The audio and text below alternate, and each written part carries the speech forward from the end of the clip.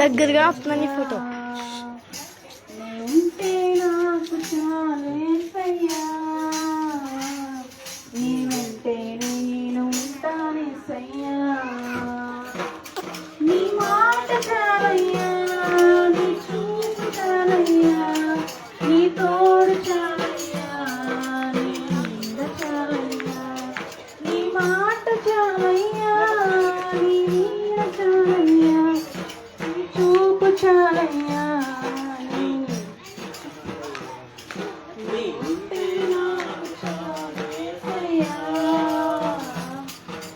వెంటే నేను ఉంటానేసయ్యా,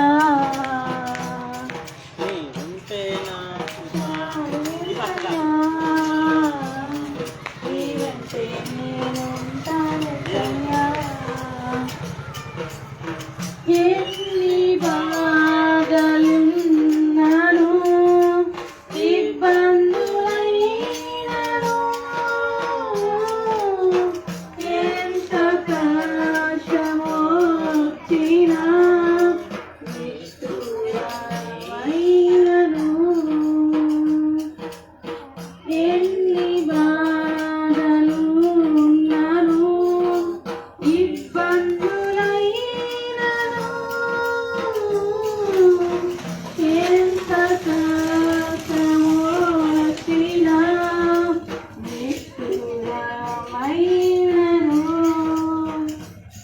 నీ మాట చాలయ్యా, నీ చూపు చాలయ్యా, నీ తోడు చాలయ్యా, నీ నీడ చాలయ్యా, నీ మాట చాలయ్యా, నీ చూపు చాలయ్యా, నీ తోడు చాలయ్యా, నీ నీడ చాలయ్యా, నీ ఉంటే నాకు చాలు యేసయ్యా,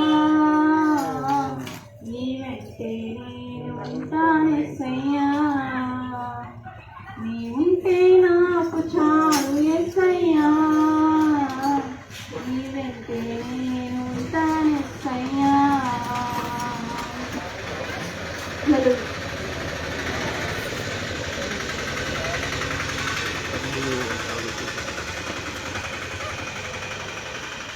జగద్రక్షకుడైన యేసుక్రీస్తు వారి శ్రేష్టమైన అద్భుతమైన నామములో మీకందరికీ కూడా శుభములు తెలియజేస్తూ ఉన్నాము. మీకందరికీ కూడా కొన్ని కరపత్రాలు అందజేస్తూ ఉన్నాము. ఏంటంటే అందరూ బాగుండాలి. ప్రతి వ్యక్తి కూడా కోరుకునే ఒక విషయం ఏంటంటే అందరూ బాగుండాలి, అందరూ నేను ఉండాలి. కొన్ని లారీలు వెనకాల వ్రాయబడి ఉంటుంది, అందరూ బాగుండాలి, అందరూ నేను ఉండాలి. అలాగే మేము కూడా ఒక విషయంలో బాగున్నాము, మీ అందరూ కూడా ఆ విషయంలో మీరు కూడా బాగుండాలి, మేము పొందుకున్న ఒక మేలు ఉపకారం మీరు కూడా పొందుకోవాలని ఈ యొక్క సాయంకాల సమయంలో మీ మధ్యకు రావడం జరిగింది. అదేమిటంటే ఇప్పటికి 2024 సంవత్సరాల క్రితము యేసుక్రీస్తు ప్రభుల వారు మనుషులందరి పాపముల నిమిత్తము శిలువలో చనిపోయారు, మరణించి మరలా 3వ దినాన తిరిగి లేచి ఆయన చేతులు చాచి పిలుస్తా ఉన్నాడు, నా యొద్దకు వచ్చేవానిని నేను ఎంత మాత్రమునో త్రోసివేయను అని చెబుతా ఉన్నాడు.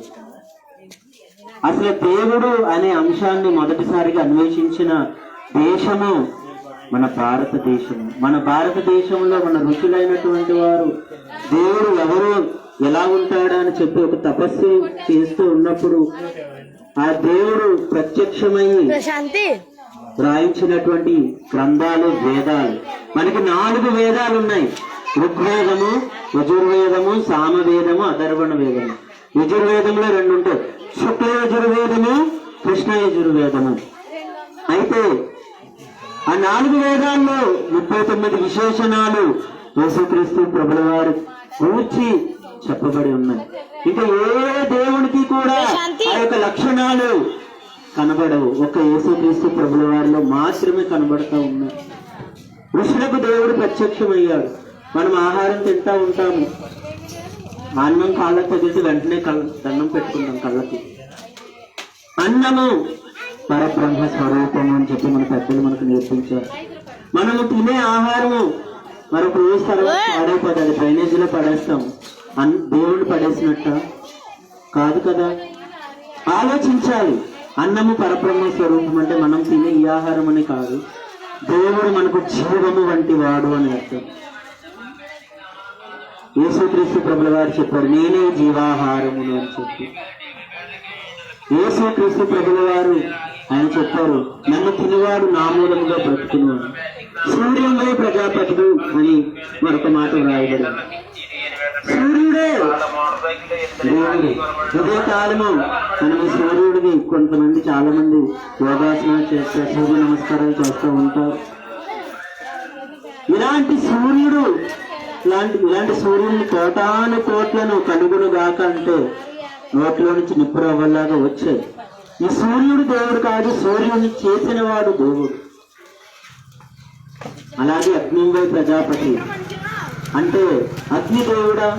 మరి నీళ్లు పోస్తే చల్లారిపోతుంది అగ్ని, మరి దాన్ని దేవుడు అంటామా? కాదు. అగ్నికి మనం ఏ మురికి అంటించిన, అగ్నిలో ఏదేసినా అది కాలిపోతుంది. అంటే దేవుడు అంటే పరిశుద్ధుడు, దేవుడు అంటే పరిశుద్ధుడు అని అర్థం. దేవుడికి మనం ఎటువంటి మసిని కానీ ఎటువంటి చెడును కానీ అంటించలేము. అగ్నికి ఏదైనా అంటించాలని చూస్తే మన చెయ్యే కాలిపోతుంది. అలాగే దేవుడు కూడా పరిశుద్ధుడు అని అర్థం. అగ్నివై ప్రజాపతి, వాయువై ప్రజాపతి అంటే వాయువు అంటే గాలి దేవుడు. మనము ఎక్కడికి వెళ్ళినా గాలి లేకపోతే బ్రతకలేము. అంతరిక్షానికి వెళ్ళినా ఆక్సిజన్ సిలిండర్ పట్టుకెళ్లాల్సిందే. ఇలా 39 విశేషణాలు మన వేదాలలో వ్రాయబడి ఉన్నాయి. ఆ 39 విశేషణాలు ఎవరిలో కనబడుతున్నాయో అంటే ప్రభు అయిన యేసుక్రీస్తు వారిలో మాత్రమే. యేసుక్రీస్తు ప్రభుల వారు చెప్పారు, నేనే మార్గమును సత్యమును జీవమును అని. ఆయన మరొక మాట చెప్పారు, నేనే జీవాహారమునని, నేనే సూర్యుడను. అలాగే యజ్ఞ ప్రజాపతి, యజ్ఞమైన వాడు ప్రజాపతి.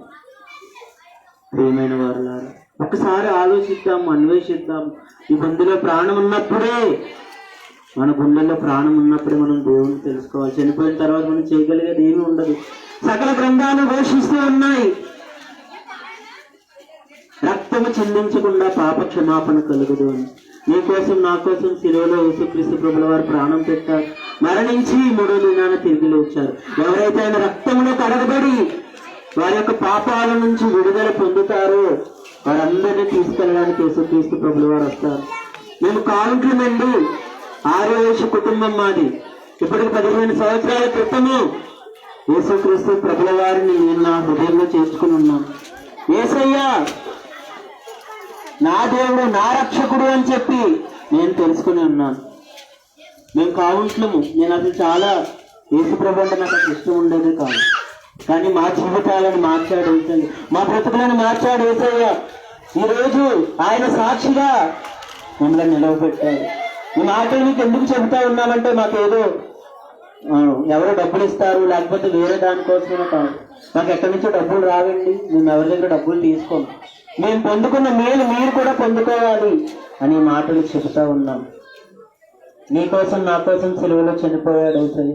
ఆయన రక్తం యందు నేను విశ్వాసం ఉంచాను. మీరును మరి మీ యొక్క జన్మకర్మ పాపముల నుంచి మరి ఒక చిన్న మాట ప్రార్థన చేసుకోండి. మీకు యేసు ప్రభు వారి పేరు పెట్టి ప్రార్థన చేయడం ఇష్టం లేకపోతే ఏ దేవుడి పేరు పెట్టి కాకుండా ఒక మాట కళ్ళు మూసుకుని ఒక మాట అడగండి.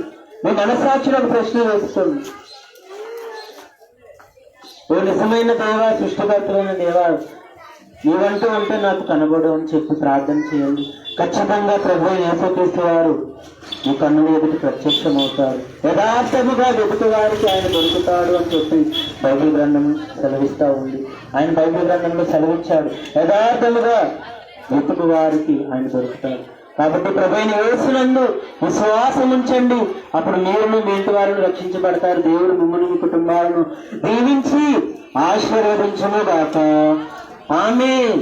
బోలో యేసుక్రీస్తు మహారాజుకి, పాపుల రక్షకునికి, బోలో యేసుక్రీస్తు మహారాజుకి.